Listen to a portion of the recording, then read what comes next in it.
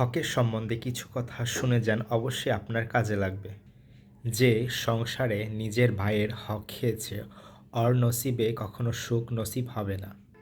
কিছুদিন তো অনেক সুখ পাবে, বাট সামনে চলার পথে পাহাড় সমান কষ্ট তার নসিবে পড়বে।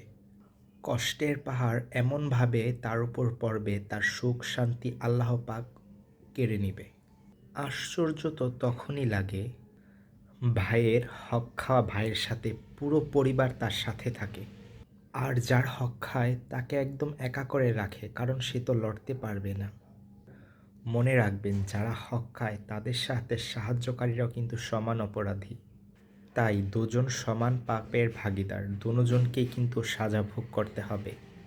তাই সাবধান থাকেন, যে হক খায় তার পুরো জেনারেশনটা তো কষ্ট যাবে, আর যারা তার সাথে ছিল তাদের সুখ শান্তি আল্লাহ পাক কেড়ে নেবে। আর দিন শেষে যার হক খেয়েছে আল্লাহ পাক তাকে শান্তিতে রাখবে। এটাই হচ্ছে প্রকৃতির নিয়ম। আমার কথাগুলো ভালো লাগলে লাইক, কমেন্ট এবং শেয়ার করতে ভুলবেন না। ধন্যবাদ।